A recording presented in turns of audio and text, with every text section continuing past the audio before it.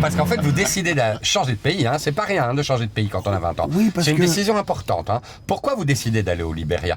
Juste pour apprendre l'anglais ou il y a L'anglais. une autre raison? L'anglais parce que je voulais apprendre la langue de ce que j'aimais, la musique que j'aimais. Ah. Ok. Je passais 13 mois au Libéria. Et puis je suis revenu en Côte d'Ivoire et puis j'ai essayé de trouver du travail.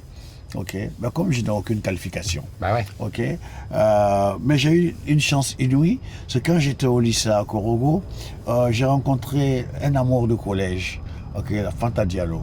Ah Ok. ouais. Une de vos chansons les plus célèbres hein, s'appelle Sweet Fanta Diallo, Oui, qui est une oui. chanson très très belle, Alpha Blondy. Fanta m'a fait découvrir l'amour, ok, et puis m'a fait découvrir que une femme pouvait aimer un homme qui n'a rien. Et elle, je vous assure, hein, qu'elle m'a motivé, elle m'a encouragé par rapport à ce que j'avais choisi de faire. Parce qu'en Afrique, comme ici en Europe d'ailleurs, quand un enfant décide de faire de la musique, c'est tout de suite étiqueté comme voyou, vaurien, drogué, toutes les épithètes, quoi, tu vois. Et comme elle avait un grand frère qui était aux États-Unis, il était étudiant.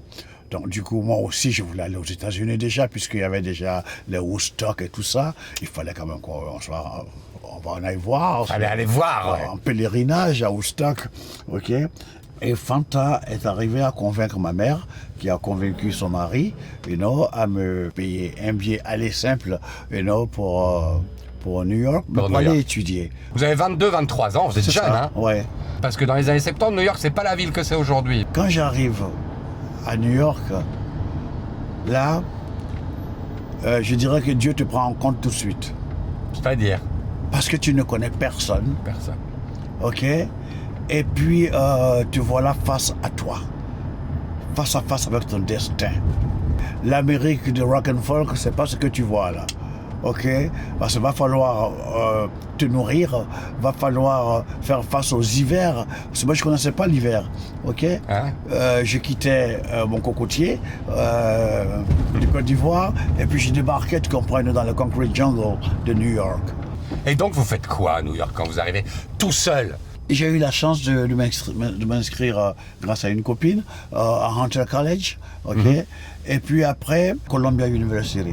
Ok. Mais ça coûte très cher. Donc il fallait travailler. Mais je ne sais rien faire de mes mains. J'habitais à l'époque avec une sœur jamaïcaine, ok.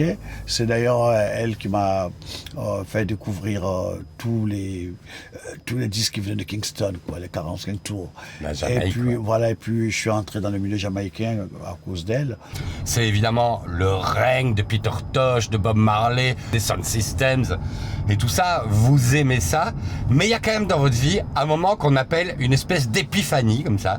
Ouais, et c'est un jour de 1976, c'est l'été, et il y a un festival à Central Park à New York. J'ai fait Music Festival. Et c'est quoi? Ben, C'est écoutez, quoi cette journée qui va changer votre vie? Mon frère, nous sommes avec deux amis du Niger. On est assis à Central Park tranquille. Ok, je suis en train de les initier à la Senseminia. Ok.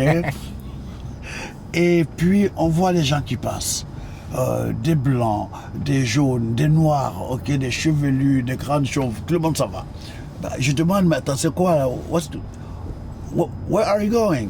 Ils disent qu'on va au Chef Music Festival. Ah, ok. Qui est là-bas aujourd'hui? Ils disent que it's a group from the island.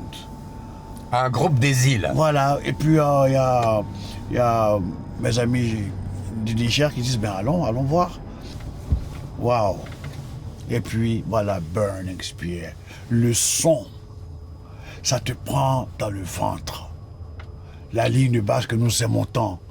Ok, ce chanteur à la voix gutturale et à l'accent pâteux, ok, dans un English du village, qui s'en fout de la rime.